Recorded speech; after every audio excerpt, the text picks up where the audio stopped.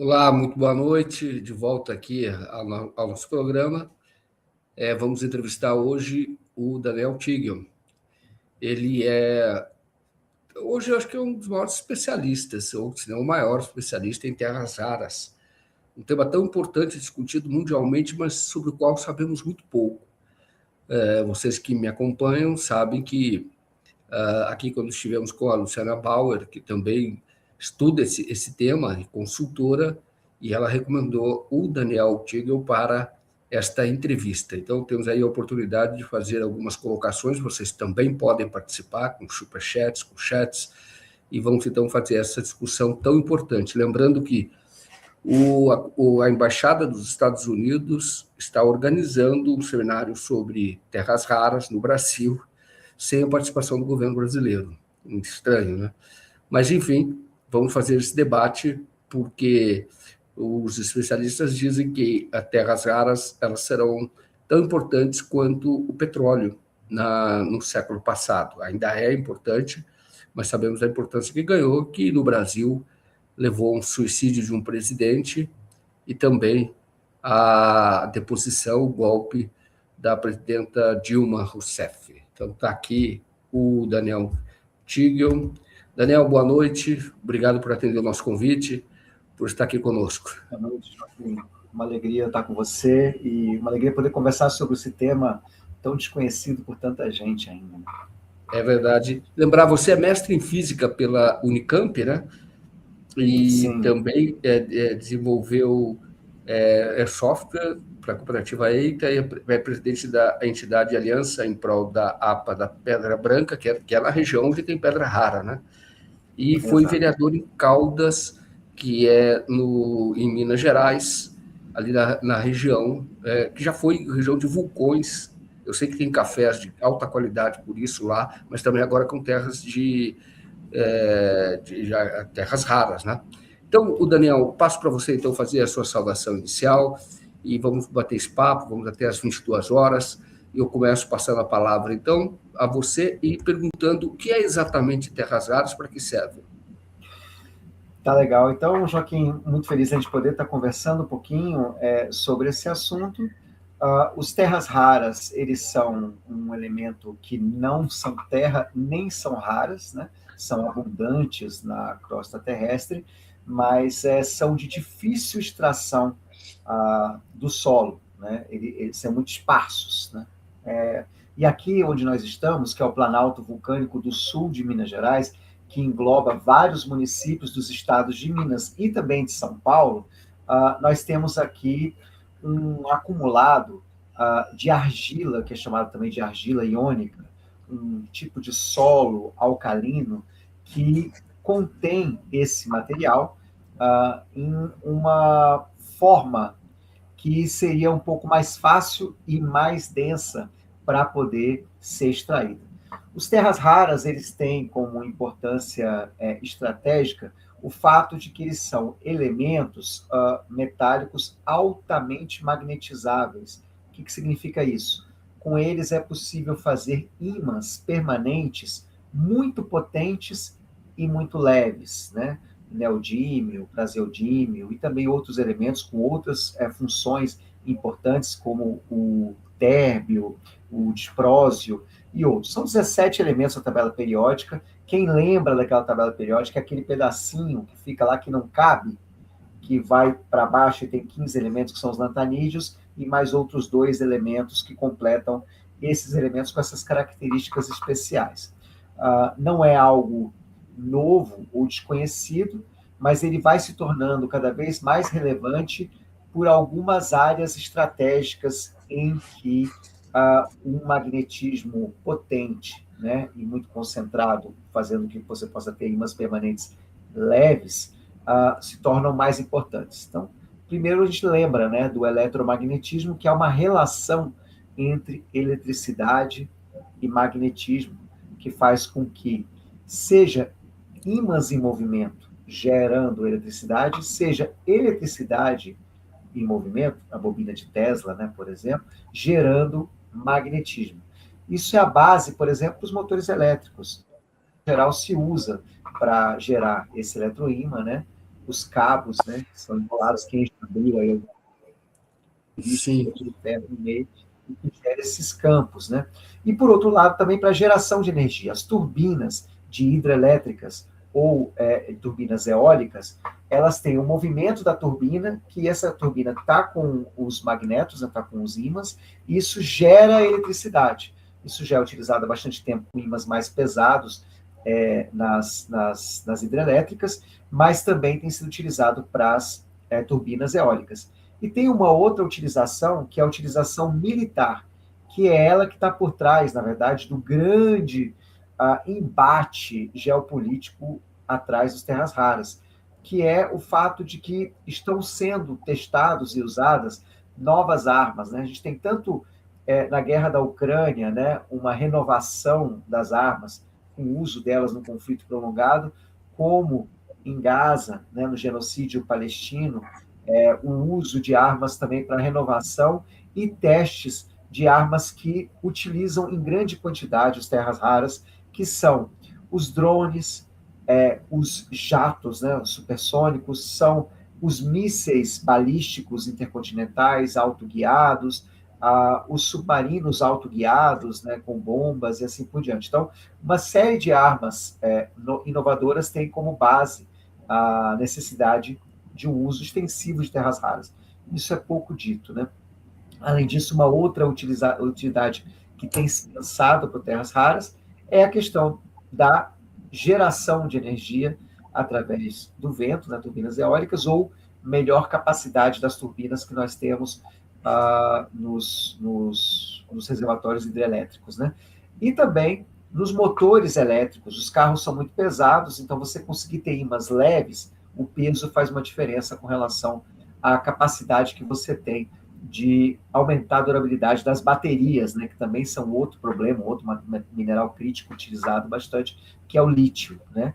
E você tem, para funcionamento dos motores dos carros elétricos, esse BYD e outros, você tem que usar uma quantidade significativa de terras raras desses ímãs para poder fazer com que o motor consiga funcionar à bateria, né? Então, são algumas das várias aplicações que existem aí com relação às terras raras, e hoje a China dá conta do fornecimento, não só da extração desse elemento, mas também, principalmente, do resto da cadeia.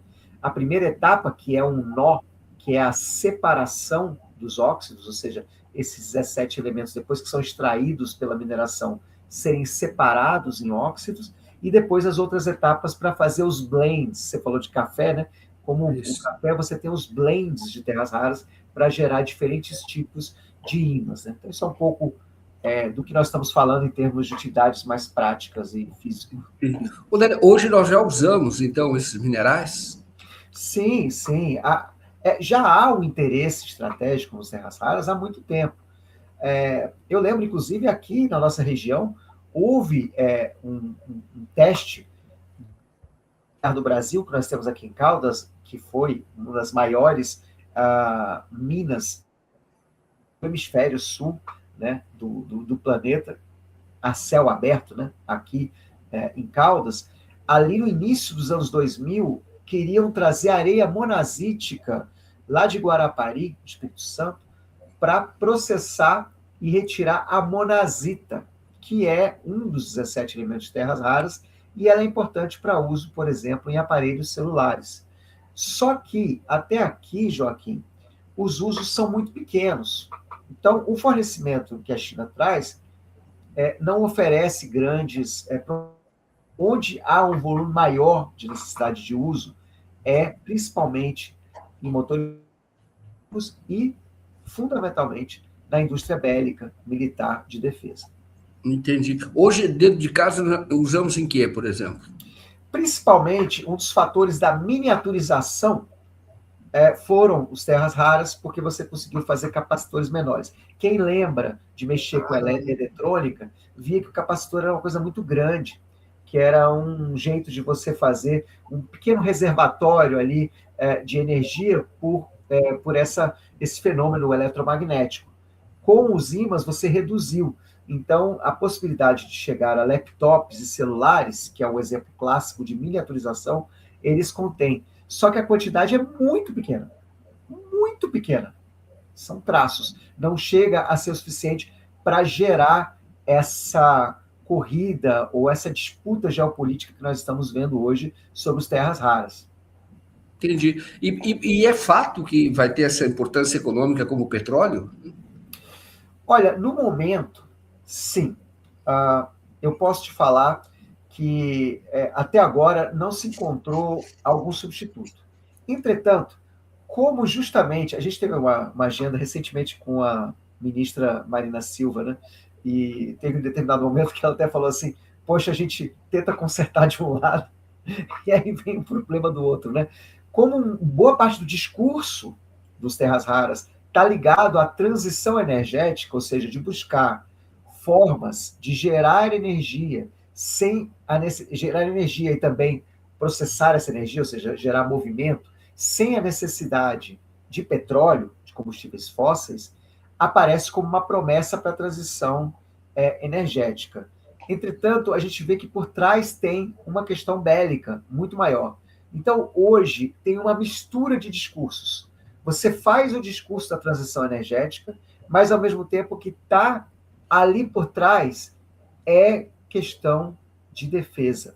Eu faço uma analogia com o que aconteceu aqui na nossa região há 40 anos atrás, quando começaram durante a ditadura militar, essa mina de urânio, era a ideia da energia do futuro, aquela bateria atômica dos Jetsons, né? Isso. Ser o futuro da humanidade. Mas por trás estava uma questão de buscar o domínio da tecnologia nuclear para questões de defesa nacional, né? A possibilidade de saber fazer uma bomba, né? Então, tudo isso aí vem casado. Por isso, tem uma parte de verdade sobre ser o futuro petróleo, mas tem uma outra parte, Joaquim, de uma coisa muito inflacionada. Porque como o discurso da transição energética, os próprios ambientalistas têm percebido que está virando uma sinuca de bico, você pode estar multiplicando por 5, por 10, por 20 vezes a própria mineração, que é altamente poluidora e geradora de dióxido de carbono, ou seja, isso vira um contrassenso, que está havendo uma corrida também, paralelamente à corrida pelas terras raras, está havendo uma corrida para substituição para outros mecanismos de geração de energia e também geração de movimento, né? Motores elétricos, por exemplo, a indução, que não necessitam de ímã, que estão avançando muito.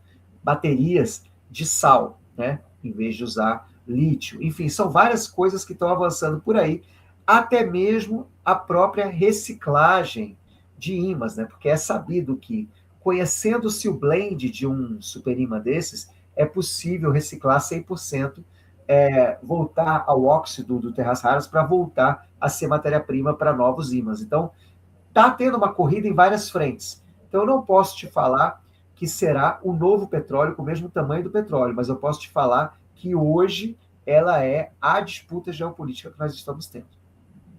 Que interessante. Interessante mesmo. E você tem os riscos quais são? Para apontar, quais são os riscos? Você usa a expressão os terras raras, é isso? É masculino? Tem gente que fala as terras raras, eu falo os terras raras, né? Os elementos de terras raras é por causa da palavra elementos, né? Vem do inglês também, Rare Earth Elements, então REE. Então, os elementos de terras raras, a gente acaba falando dos terras raras. Até para a gente não botar na cabeça que é terra, né? Porque não é exatamente terra, eles são metálicos, né? Bem, Interessante. Ó, já estamos desmistificando. Não é aquela coisa de você coloca aquele monte de terra e dali você tira elemento químico com aproveitamento para, enfim, nossa, econômico. então, vamos lá. A China já está nessa corrida há muito tempo. Desde a década de 90, a China colocou como prioridade as terras raras. Né? Eles falavam, quem dominar a cadeia de terras raras, na década de 90, falavam isso. Quem dominar a tecnologia, a cadeia das terras raras, vai dominar a tecnologia futura que vem da informação, né? Ligada à geração de energia e tudo mais. Então, a China já tem vivido muito isso e tem sofrido os impactos ambientais gigantescos com relação especialmente a mineração de terras raras. Então, eu diria para você que o maior risco que nós estamos vivendo hoje, enquanto país, enquanto território, nosso território, é, em primeiro lugar, a gente ficar com impactos ambientais gigantescos e gerar muito pouco resultado para o nosso país. Isso casa com o segundo grande risco: a gente se tornar um mero provedor de matéria-prima, que a história do Brasil nos conta e se repete, se repete, se repete, e a gente não tem nenhum papel geopolítico internacional, a não ser sermos alvos, né, de ações militares para se garantir isso. Enquanto a gente não tiver a soberania garantida do processamento no nosso território, da busca de construção de uma cadeia produtiva soberana, com as melhores tecnologias que sirvam à população brasileira e ao povo brasileiro, nós estamos fadados a sermos colocados de novo ali debaixo do tapete, né? Virar o lixo dentro das disputas geopolíticas internacionais. Então, são dois riscos muito grandes que nós estamos vivendo nesse momento. Então, você ter uma ideia, Joaquim, nesse exato momento, duas empresas australianas estão em processo de licenciamento avançado e que pode acontecer a qualquer momento, sem que o Brasil tenha qualquer política e sem que o governo brasileiro tenha qualquer protagonismo. Essas empresas australianas estão dialogando diretamente com o governo, Departamento de Guerra dos Estados Unidos, com o governo da Austrália, com o governo da França, com países ligados à OTAN, ligados aos interesses de defesa internacional. Então, o que nós estamos vendo é que a nossa soberania está em jogo, está se aproveitando um vácuo legislativo aqui no nosso país para passar o chapéu na gente e transformar a gente, mais uma vez, em uma zona de sacrifício, como dizia o Milton Santos. Então, eu estou muito preocupado. Eu tenho ficado muito preocupado. Nós temos conversado com o governo federal, nós temos indicado ao governo federal que o Brasil está comendo mosca, porque a gente vê o nosso presidente, Lula, fazendo falas fortes e potentes, né, nos diálogos com a Índia, da possibilidade de buscar construir a cadeia, nos diálogos com a ONU, com espaços internacionais, avisando que o Brasil vai querer processar aqui dentro, mas por debaixo do pano, no nível estadual, sem passar pelo governo federal, já se aprovou a licença prévia e vai passar para a próxima, sem considerar esses minerais como minerais estratégicos. Eles estão sendo tratados praticamente, estão sendo licenciados a toque de caixa. Os tremendos para 200 mil moradores aqui na nossa região, em termos de impacto, principalmente com relação à água, com relação à poeira tóxica, com relação a riscos nucleares, porque gera rejeitos radioativos e nucleares, e tudo isso está passando batido, Joaquim. Eu não estou vendo ninguém falar disso. Interessante. O Daniel, o Minas Gerais, o governo de Minas já está, enfim, autorizando hoje nível de pesquisa ou já de extração? É de extração. Duas empresas australianas estão aqui, já tiveram sua licença prévia, e aqui é o coração da reserva que a gente tem de terras raras no Brasil, que é a segunda maior reserva do mundo de terras raras. Então, se aqui passou, não adianta depois chorar sobre o leite derramado. Se passar esse licenciamento ambiental, acabou. Acabou falar de soberania. Soberania vai virar um discurso vazio. E não tem uma empresa brasileira que atuando nessa área? Você falou que duas australianas. Na parte de extração, a gente não tem nenhuma. Não só essas, eu falei de duas, mas tem outra fazendo prospecção, que é a Axel RE, tem a outra de prospecção também que está bem avançado, que é a Cabo Verde, tudo aqui na região. Todas são australianas. Tem algumas canadenses, mas brasileira, nada. Olha, agora, como é que se sabe que o Brasil tem a segunda maior reserva de terras raras? Pelo menos é o que Essa prospecção ela vem vindo, né? A primeira identificação de que nossa argila iônica teria uma grande capacidade de fornecimento de terras raras aconteceu, acho que foi ali em meados da década de 90, com um grupo de pesquisadores japoneses, junto a uma empresa importante da região aqui nossa, que é uma empresa de cerâmica, que queriam ver o que tinha na argila, se tinha outras possibilidades para além da própria argila refratária, né, para fazer a cerâmica, e identificaram aqui uma quantidade muito, muito grande. A partir daí, começou a vir novos estudos para cá, e desde 2020, por aí, 2022, tá um furor aqui. A gente não para de ver aqui na região empresas de prospecção, né, tirando 30, 40 metros da nossa argila para poder averiguar o grau de densidade que tem e a capacidade de captar, né, de retirar esses terras raras, né? Daniel, e como é que você começou a estudar esse tema? Olha, eu fui obrigado, eu vivo aqui, meus filhos nasceram aqui, o nosso futuro está em jogo. Eu costumo dizer que nós não estamos aqui discutindo mais uma mineração. A gente tem convívio com mineração aqui na região, né? Mas são ínfimas perto do que a gente está falando aqui. A gente está falando de algo aqui que é um projeto de região.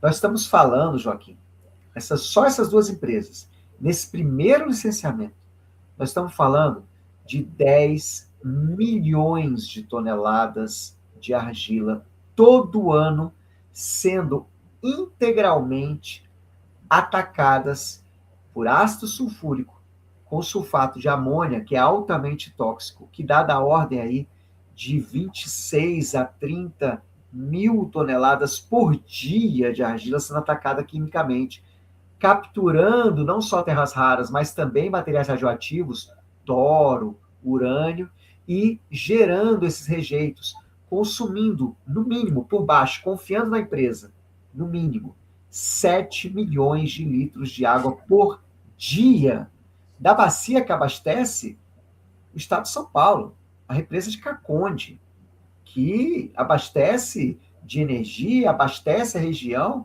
e que é fundamental também para o Rio Grande, né, que desce até a Argentina. E tudo isso do lado da indústria nuclear do Brasil, que tem um passivo ambiental.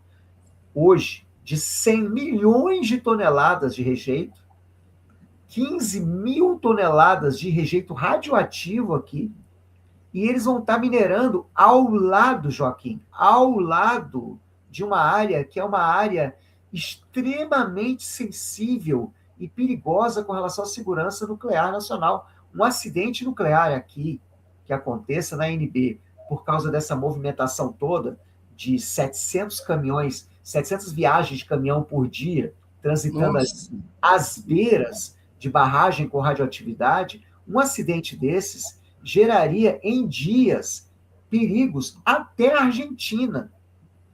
Eu falo de uma Chernobyl brasileira.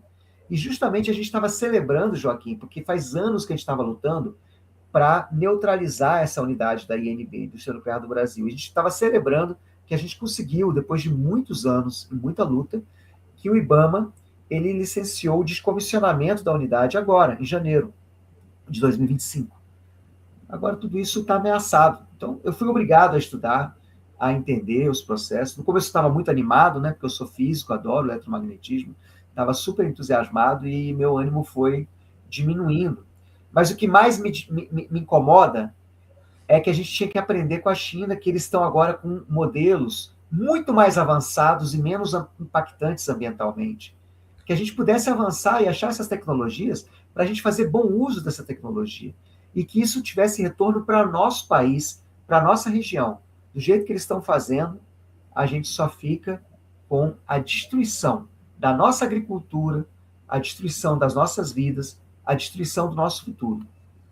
Perfeito. Daniel, a sua câmera foi desativada. Não sei o que aconteceu aí, mas Pois agora é. só estou tendo áudio. Se você puder colocar Ah, de novo a câmera em funcionamento, seria legal. Mas interessante. A pergunta aqui, olha, depois fica quando o Daniel voltar para a gente fazer essa discussão.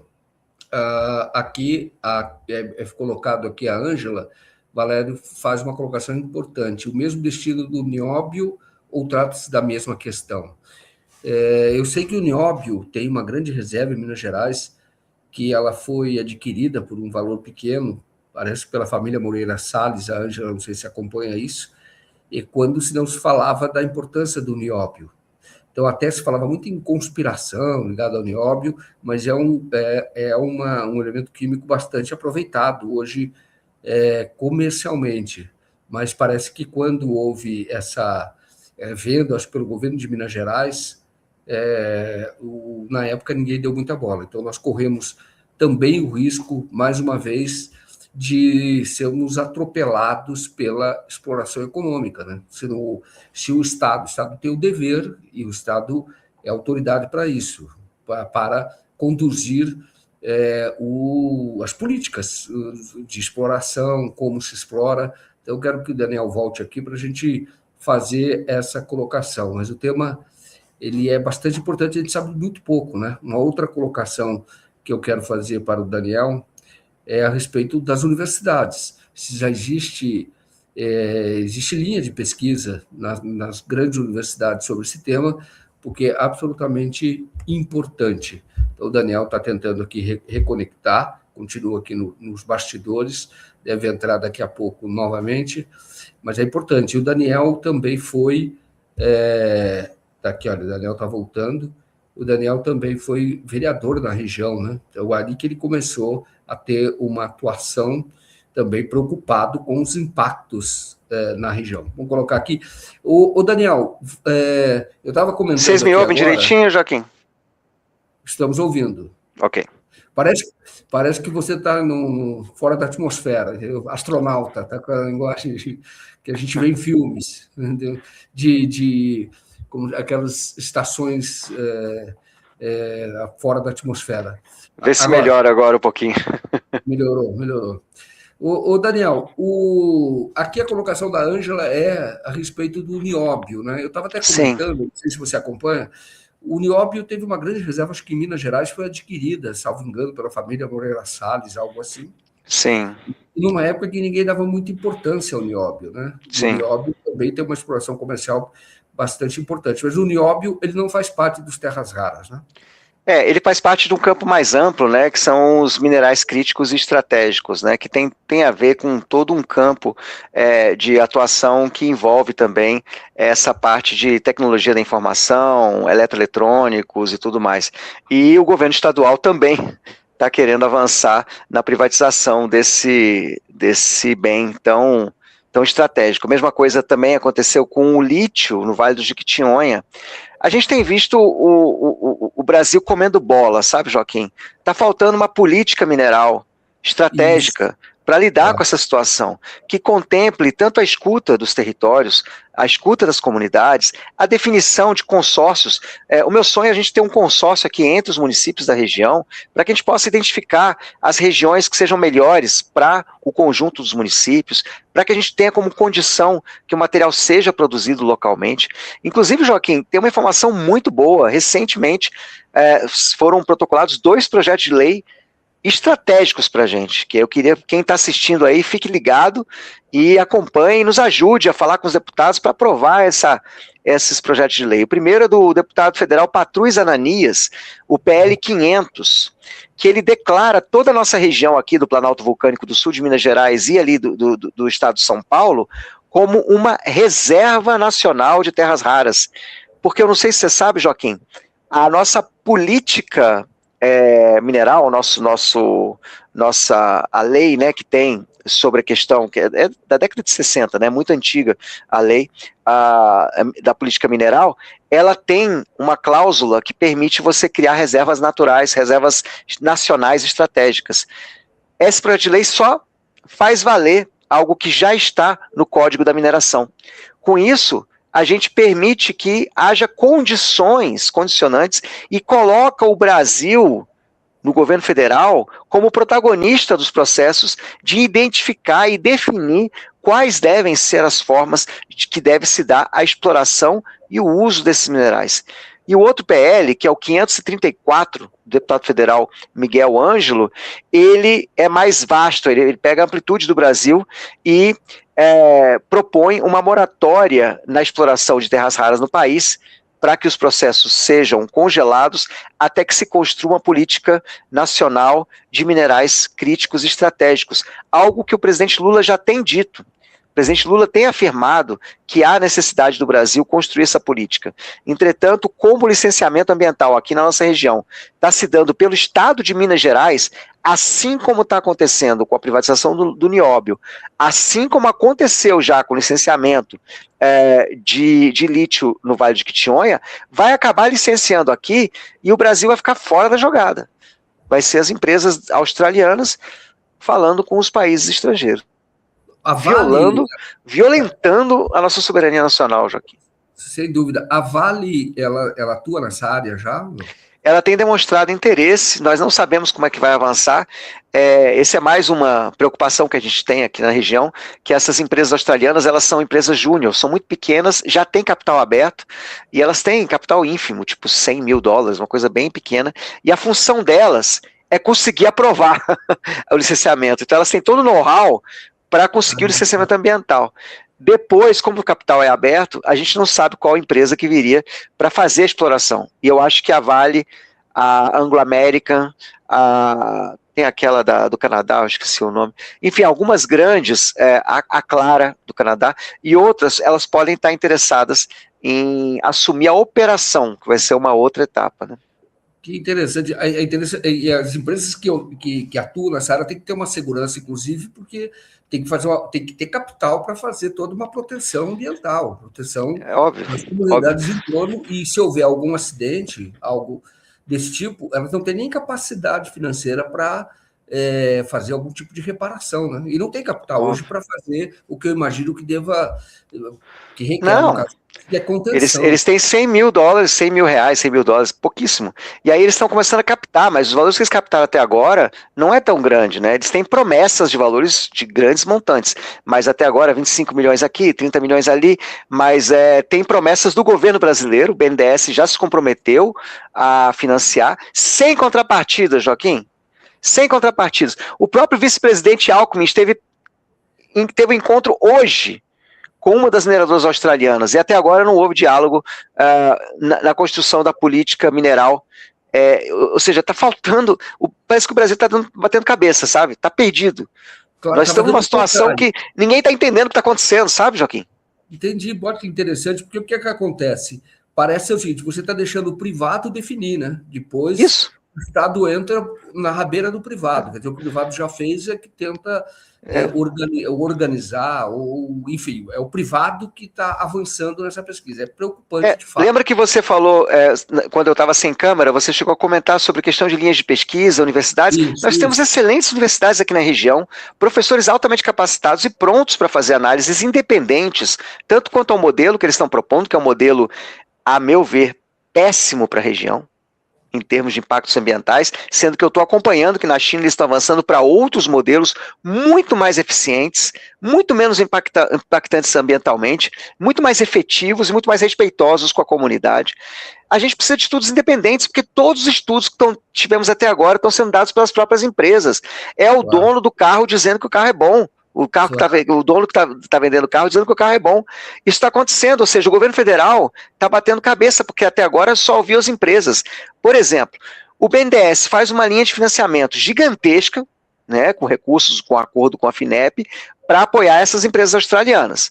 Ok, mas por que não tem uma contrapartida de um apoio para a consecução de estudos independentes pelas universidades da região, pelas prefeituras da região, pelas câmaras municipais, pelas entidades da sociedade civil, para que elas possam efetivamente vendo se nós não estamos sendo feitos de otário. Tem um vídeo de uma dessas empresas australianas que eles falam que para cada $50 que eles vão ter, de ganho, $60 de ganho que eles vão ter, que é o quilo do carbonato lá de terras raras, $6 é para custos operacionais e 54 vai para o faturamento deles. Como assim? Isso não está justo. Isso não está gerando crescimento sustentado. Isso não está gerando um ciclo de desenvolvimento para o nosso país. Isso está gerando apenas o passivo ambiental que fica para cá, que gera custos para quem? Para o governo, porque o governo vai ter que limpar a caca se tiver um acidente nuclear, se tiver um problema com relação à água. As águas aqui são todas conectadas, porque é uma região vulcânica aqui. Nós temos elementos claros que indicam interconexão entre essas águas e a possibilidade de passagem dessa amônia, que é altamente tóxica, para água que pode ser consumida pela população ou pela agricultura, pode interferir na nossa agricultura, no nosso famoso café vulcânico, no nosso famoso, na nossa famosa oliva, nas nossas águas medicinais que nós temos aqui, são as águas termais, as águas medicinais, que são super famosas no Brasil inteiro. Tudo isso precisa ser avaliado com tranquilidade e parcimônia. Se a gente tem uma riqueza dessa tão cobiçada, a gente tem que fazer valer, né? Em vez de baixar a cabeça de maneira servil, bater o amém para potências estrangeiras e não fazer valer o valor que nós temos aqui, nacional. Nós estamos conclamando por ajuda de todo mundo que é nacionalista, que ama esse país. A nossa soberania está em risco. Ainda mais se a gente for enganado e esse material for usado para a indústria bélica, que depois vai nos ameaçar aqui na América Latina, porque os Estados Unidos têm estado presente aqui na América Latina, ao invés de servir para a transição ecológica, para a redução do uso do petróleo. No final das contas, não vai reduzir o petróleo. Uma prova disso: o Trump odeia questões ambientais, saiu do Tratado de Paris, tirou os incentivos para carros elétricos, até gerou uma briga aí com o Tesla, né, com o Elon Musk, que é o amiguinho dele, mas mesmo assim está louco pelos terras raras. Isso é a prova básica de que terras raras nós não estamos discutindo transição energética, infelizmente, mas pode ser uma posição do Brasil, inclusive na arena internacional. Assim como nós tivemos um avanço no mundo com um acordo de não proliferação com relação às armas nucleares, a gente podia ter um acordo da não proliferação do uso de terras raras para fins bélicos e militares, para que a gente não esvazie a motivação da extração de terras raras, que deveria ser a transição energética, a redução da dependência dos combustíveis fósseis e dos problemas graves que nós estamos tendo de desequilíbrios climáticos, né, da emergência climática que nós estamos vivendo. Ou seja, está tudo errado, Joaquim. As coisas estão sendo feitas de maneira sem pensar. Tem carro sendo colocado na frente dos bois e a gente precisa agora ter parcimônia e ter nacionalismo no peito. Há mais países falar, opa, vamos construir nossa política, vamos defender. Assim como a gente gritou lá atrás, o petróleo é nosso, agora está na hora de gritar, as terras raras são nossas.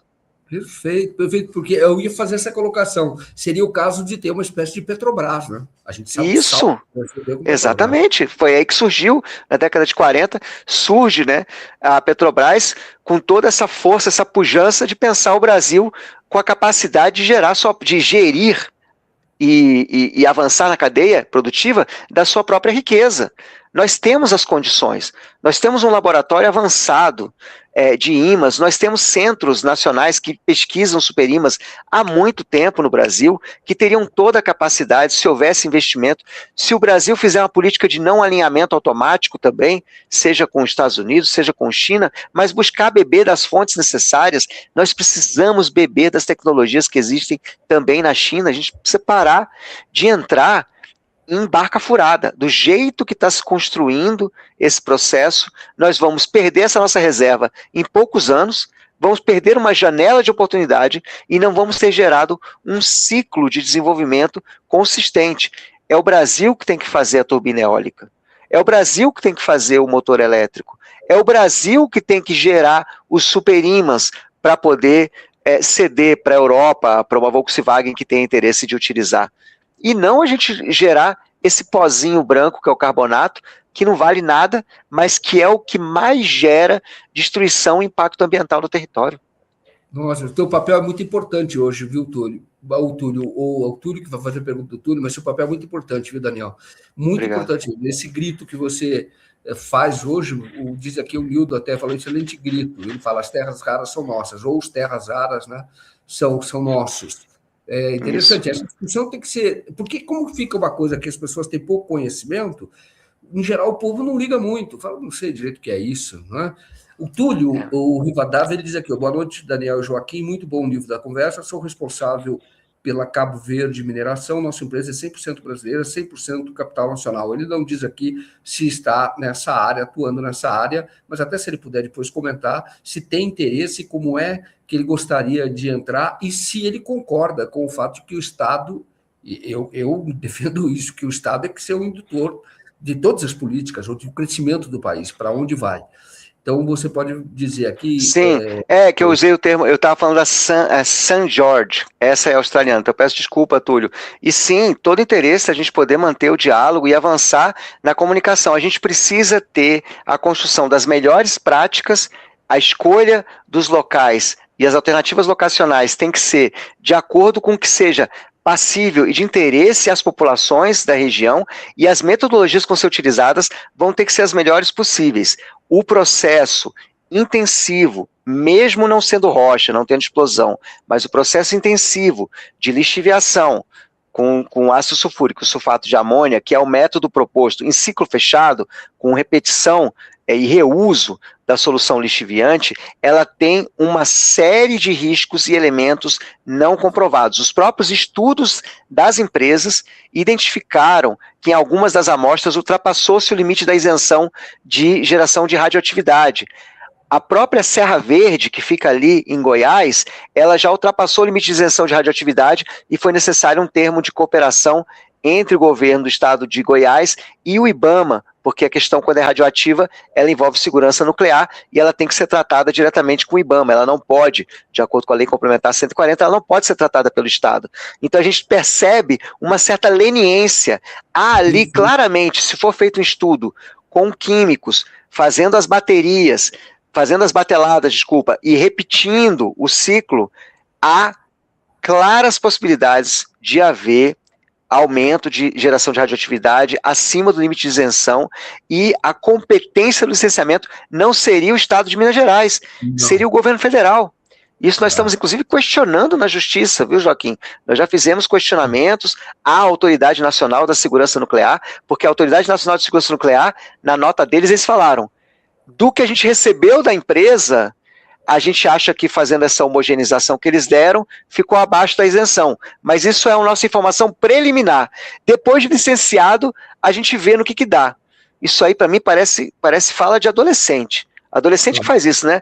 Não, eu vou pegar o carro lá, não sei dirigir, mas depois a gente vê o que dá, depois a gente vê o que dá. Isso é fala de adolescente. Quem planeja o futuro, avalia os riscos e tem o princípio da precaução. Ainda mais aqui, que nós somos fontes de água e estamos na beirada da indústria nuclear do Brasil.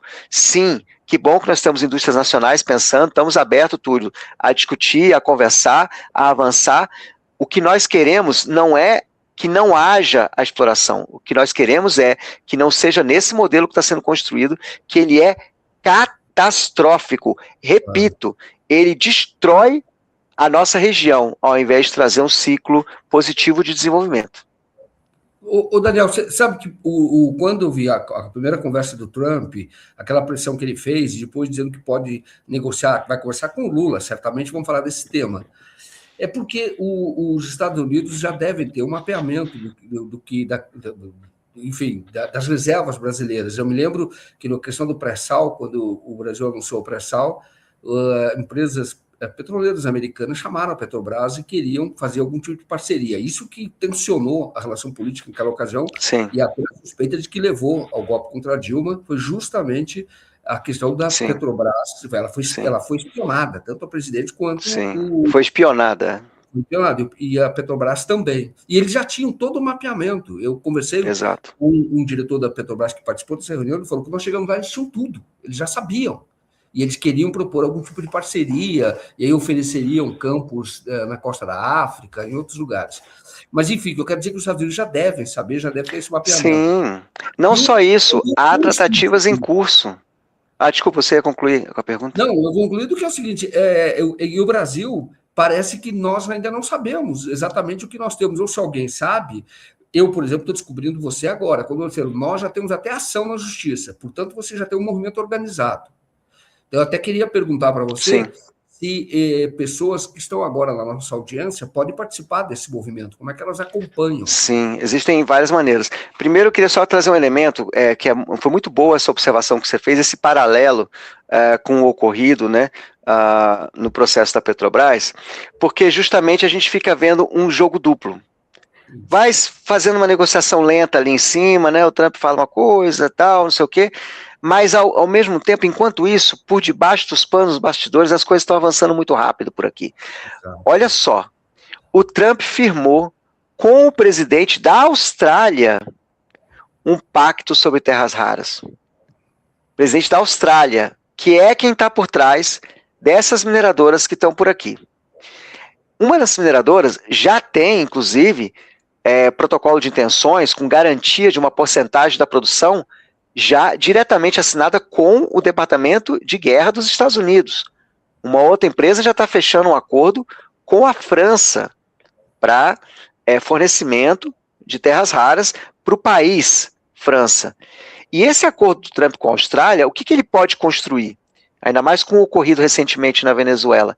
É a ideia, e esse é o interesse do Trump, de um corredor geopoliticamente seguro de fornecimento de terras raras, carbonato de terras raras, que chegue até a alçada ali dos aliados dos Estados Unidos. Por onde? Triangulado pela Austrália. Então o acordo com o Trump com a Austrália foi para fechar por aí. Então enquanto com o Brasil o diálogo ele ainda é etéreo, exato, com a Austrália já envolveu valores. E por que a Austrália? Onde estão as empresas. Então assim, a gente tem que compreender que as coisas já estão andando. E eu fico pasmo. O brasileiro não está identificando como a coisa está avançada.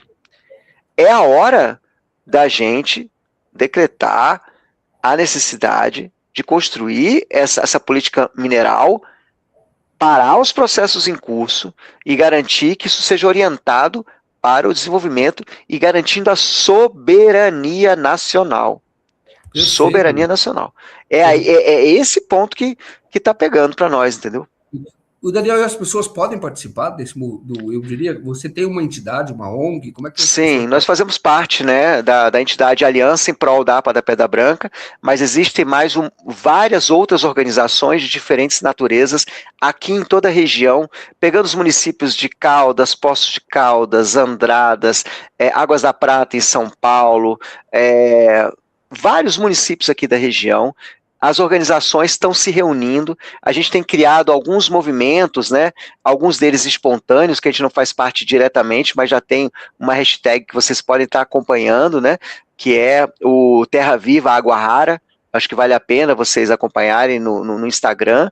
A gente tem alguns abaixo-assinados. Nós estamos precisando de apoio para essa grande campanha nacional. Pessoas que sejam da área de comunicação, pessoas que tenham capacidade de ajudar a poder criar ideias, fazer o lobby junto aos deputados federais, principalmente do estado de São Paulo, fazer chegar isso cada vez mais na cúpula, né, nos ouvidos. Nós tivemos uma audiência, Joaquim, com o secretário-geral, diretamente, Boulos, e apresentamos para ele. A primeira fala dele foi, peraí, já tem licença prévia? Eu falei, já. Aí ele falou, não, peraí, mas a orientação do Lula é não deixar passar nada enquanto a gente não tiver. Eu falei, tá passando. Vocês estão tomando chapéu. Vocês não, a gente está tomando chapéu. Então é possível as pessoas participarem. Primeiro podem dar uma olhada. Também tem o Gente Rara, e tem, não, desculpa, o Salve Caldas, né, no Instagram, e tem também o Terra Viva Água Rara, que vale muito a pena vocês estarem acompanhando, e a gente precisa da ajuda de vocês. Quem quiser, pode entrar em contato com a gente. Eu botei também o meu arroba aí, Daniel Tigel, quem quiser entrar em contato. Tá aí. Quem quiser entrar em contato para que a gente possa avançar, fazer chegar em mais lugares, né? Eu estou sentindo falta de ouvir o Jamil Chad falar sobre isso. O Jamil Chad, cada 3 reportagens que ele está fazendo, ele está fazendo 2 sobre terras raras. Só que ele não está vendo que está avançando o licenciamento ambiental em Minas Gerais. O Zema está passando o rastelo por baixo. Nossa, não, e é interessante, tem que ouvir quem já está atuando como você, né? Quanto tempo você está nessa luta? Nossa, com relação à defesa aqui do nosso território, desde o fim dos anos 90. Nossa, então, já é de... E você teve um mandato, é isso, não? Você foi vereador? Tive, eu fui vereador aqui no município de Caldas, fui presidente da Câmara Municipal, e depois do fim do primeiro mandato fui candidato a prefeito também, uma campanha muito bonita, trouxemos várias propostas, inclusive com relação a essa ideia da construção de um polo soberano aí com relação às terras raras, né? Nossa, vocês não podem ficar sozinhos nessa luta, não, porque ela não é regional, ela interessa ao Brasil como um todo, a soberania do país. E que Afeta partido você... todos nós. Qual é o seu partido? Qual partido você PT, foi? Você foi do PT, PT. isso. Isso, quando foi vereador, pelo PT, é isso? Pelo PT também, sim, candidato a prefeito também pelo PT, E foi. o PT tem vereador hoje na Câmara? Lá Nós hoje estamos sem vereadores na Câmara, você acredita? Isso aí é uma será que dificuldade. não está sensibilizando a população? Porque quando você levou esse tema, como é que foi a receptividade? Olha, isso está sendo uma coisa muito interessante, viu? Está existindo cada vez mais uma agregação de pessoas com relação ao tema. Eu fui eleito pela questão ambiental, né? Pelas lutas ambientais que a gente faz nesse período inteiro, né? Com a candidatura à prefeitura municipal, nós tentamos consolidar uma coligação com a oposição tradicional que tinha aqui, mas a oposição de última hora decidiu se juntar com a situação como algo raro que nunca aconteceu nos 220 anos do município. Então, nós inovamos no município a conseguir juntar dois polos que nunca se haviam aliado. E isso nos enfraqueceu, inclusive, com relação à nossa chapa de candidatos a vereadores, né? Mas em termos de penetração e diálogo, está muito positivo aqui no município e na região também, né? Nós também estamos com um diálogo muito bom com os vereadores no município de Poços de Caldas e de Águas da Prata. E o que está interessante é ir nas comunidades. A gente fala sobre o assunto, as pessoas falam, peraí, eu não estou vendo vantagem nisso aí. Porque no final das contas também a quantidade de empregos gerados é pífia, né? Seriam 200 empregos em Caldas e 179 empregos em Poços de Caldas, com um impacto muito maior do que toda a mineração reunida que nós temos aqui na região. Então, não tem, a balança não bate. Ela não é tão clara. Então, quando as pessoas conhecem, ainda mais aqui na nossa região, que ela tem uma base muito forte de agricultura e também de turismo, você ter uma ameaça com relação à continuidade dessas atividades, seja pela poeira do ar, né? Uma das duas mineradoras, ali em Poços de Caldas, ela vai ficar a menos de 1 quilômetro de um hospital, as cavas ali, você vai ter caminhão passando, poeira, e essa poeira tem elementos tóxicos, né, tem metais pesados, enfim, as pessoas vão conhecendo isso nos bairros, e elas vão começando a querer entender mais.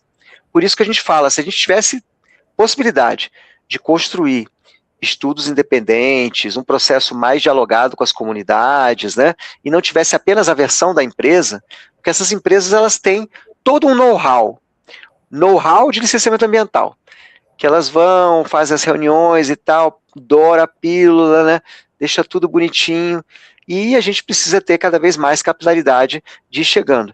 Então, o que está acontecendo, Joaquim, é que, à medida que os meses estão passando, e a gente tem conseguido dialogar com mais setores da sociedade, tem se ampliado as preocupações. A gente teve recentemente, por exemplo, em Águas da Prata, uma reunião com o conjunto dos empresários de mineração de Águas da Prata, né, porque a água lá é fundamental.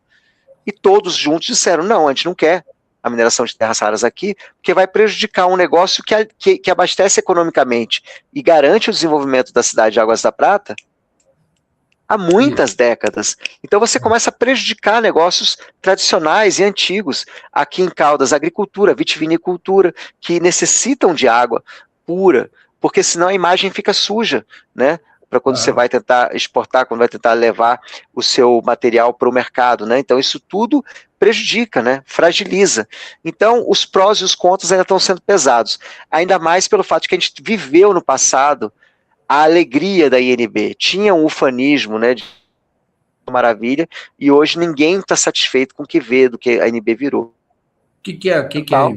Indústria nuclear do Brasil, ela virou um passivo ambiental gigante, um peso, um perigo. Nossas águas aqui são até hoje ácidas, né, por drenagem ácida, que é essa mesma lixiviação que eu falei, por contaminação desses metais pesados, pirita, tem uma barragem de rejeitos com radioatividade dentro, com 3 mil toneladas de torta 2 lá dentro, ou seja, essas situações graves que nós estamos vivendo, né? Hoje a gente tem uma relação muito boa com a INB, porque ela está fazendo descomissionamento para ser neutralizada, mas ela ainda é esse passivo que está aqui do lado, né, que nos preocupa o tempo inteiro. E aí você pode repetir a história aqui na região. Então é um processo crescente, Joaquim. Perfeito. Daniel, e essa ação que vocês já entraram na justiça é para barrar o licenciamento ambiental do Estado? O que a gente fez foi um mandato de segurança, né, com relação ao parecer da Autoridade Nacional de Segurança Nuclear, dizendo que haveria uma isenção prévia, sendo que isso não existe. A Lei Complementar 140 é clara. A Autoridade Nacional de Segurança Nuclear deveria dizer definitivamente, vai ter ou não vai ter radioatividade. Inclusive, as duas empresas, cada uma delas, as duas usam o mesmo modelo, exatamente igual, né, de extração. E as duas mandaram testes completamente diferentes e dissonantes, né? É que nem você pegar um elefante, um olha a pata e o outro olha o rabo, e a Autoridade Nacional olhou para as duas e falou assim, não, tá bom. Aí olhou para a outra, tá bom. Como assim tá bom? Como assim tá bom? É legal que eu percebo de você agora, Daniel, que o teu discurso, o teu argumento é que dá para conciliar o desenvolvimento econômico, neste caso, certamente, com a preservação ambiental, não é isso? Certamente. Por exemplo, existem... Eu acho que, Daniel, só para comentar, você Isso. disse que tem uma reunião hoje com o Alckmin. O Alckmin cuida de uma área que é comércio, indústria. Ele deve participar. Nós fizemos uma carta ao Alckmin, entregamos uma carta. Né?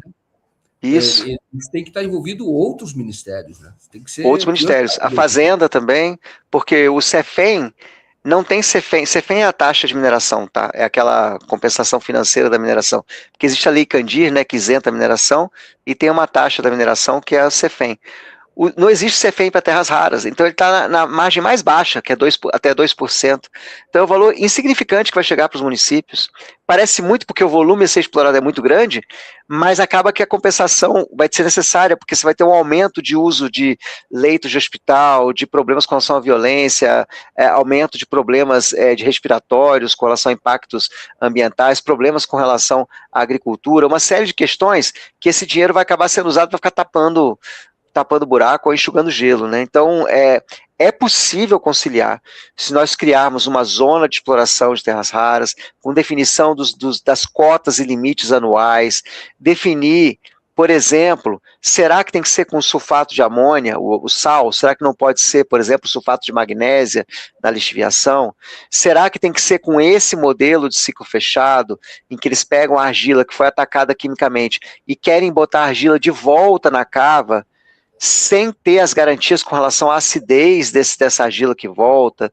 Então, tem formas de ser feito de maneira mais racional, de maneira mais inteligente, em que a gente possa promover um desenvolvimento consistente aqui para a região, gerando riqueza aqui para a região, de maneira sólida, de maneira robusta, de maneira avançada, com as melhores práticas. Existem modelos já sendo usados em escala em produção de separação sem lixiviação, que é, por exemplo, a eletrocinética magnética, a mineração eletrocinética, A mineração eletrocinética ela é a possibilidade de você separar terras raras aplicando campos magnéticos, sem precisar atacar quimicamente com sulfato de amônia, com ácido sulfúrico, ou mesmo com sulfato de magnésia, e reduz o uso de água. A gente também não está tendo clareza com relação à quantidade de água que eles querem usar. A gente pode pensar melhor isso aí, ver quais são os melhores lugares. Um local ao lado de um hospital não é um bom local para fazer. Um local do lado da indústria nuclear do Brasil, onde tem uma barragem de rejeitos radioativos que pode se romper por causa de tanta intervenção e interferência, não é um bom local. Então, encontrar as melhores saídas a partir do diálogo, da construção conjunta, ouvindo os diferentes setores da sociedade, o BNDES, FINEP, Ministério de Ciência, Tecnologia e Inovação, trazendo, né, a questão das contrapartidas do ponto de vista de estudos independentes, colocando aí na jogada as universidades, que nós temos universidades maravilhosas no nosso país. Aqui na região temos universidades fantásticas, temos também lá no Rio de Janeiro o CETEM, temos também a fábrica, o Fab Lab, né, ali perto de Belo Horizonte. Ou seja, é necessário fazer toda uma articulação que, por exemplo, países como a China foram fazendo ao longo dos anos. Isso. O Brasil também precisa fazer isso. Aí nós estamos invertendo a lógica. Nós estamos começando pela exploração, perdendo o produto a rodo, para depois tentar correr atrás do prejuízo e montar a cadeia. De repente a onda já passou, a bolha já se foi, e a gente então só ficou com impacto ambiental. A gente acredita que só é possível fazer o processo de exploração de terras raras quando a gente tiver no Brasil uma política pública, nacional, de minerais críticos e estratégicos, que busque a preservação ambiental, busque as melhores práticas, busque a consecução de locais de interesse e que escute as populações da região. É isso que a gente está querendo. Ou seja, nós estamos querendo soberania. Perfeito. Daniel, quando a conversa é boa, o tema é muito interessante, a hora passa rápido, então nós chegamos aqui Oh, ao meu final. Deus. E aí eu sei, mas não significa que que a gente não vai continuar esse papo, não. Eu vou te convidar outras vezes, que esse tema é bastante importante, inclusive para a gente analisar todos os passos que foram dados agora e se tornarem públicos. Por exemplo, a reunião do Lula com o Trump, para a gente ter a tua voz. Agora em março. Analisando. Sim. Em março, exatamente. Então, eu vou ter que encerrar por causa do horário, então eu passo para você fazer o encerramento. Te agradeço muito por ter atendido o nosso convite. Joaquim, primeiro quero te agradecer pela conversa de alta qualidade, porque a gente poucas vezes tem a oportunidade de fazer uma conversa mais aprofundada sobre temas que são espinhosos, que envolvem dificuldades de se expressar, e muitas vezes os lugares são muito polarizados e não permitem uma conversa racional que leve ao melhor de todos nós. Afinal de contas, todos nós habitamos esse mesmo território chamado Brasil. E quero falar a todo mundo, normalmente uma estratégia dessas empresas é a do fato consumado, é dizer que as coisas já estão dadas. Não estão dadas, tudo depende de mobilização, organização popular, depende da gente colocar a nossa voz nas ruas, nas praças, nos vizinhos, se articular, se organizar, que é possível a gente ter um uso racional e positivo para a nossa região e que dê um saldo positivo também para o nosso país, para a gente passar a uma outra etapa de desenvolvimento necessária nesse combate tão difícil que é o combate à mudança climática, à emergência climática que nós estamos vivendo. Olha o que aconteceu aqui perto, em Juiz de Fora, essas chuvas horrorosas. Fica aí minha solidariedade também à população que está passando por esses momentos tão difíceis. Que não seja usado para armas, gente. Que não seja usado para matar gente. Que seja usada essa riqueza para que a gente, de fato, enquanto humanidade, possa nos ver, nos olhar na nossa diversidade e lutar, possa estar acima da morte, da destruição, acima dessas diferenças que existem entre nós. Vale a pena lutar. Vamos junto. Estou conclamando vocês. Legal, Daniel. Esse arroba é Instagram, não? O seu arroba? É os dois, arroba Daniel Tigel, Facebook e Instagram. Tá ótimo. Então tá bom, Daniel. Muito obrigado, viu? Boa noite. Muito obrigado, Joaquim. Parabéns pelo seu trabalho. Obrigado. É um dever nosso. Então, muito obrigado. E olha, boa noite a todos. Boa noite e até mais. Tchau.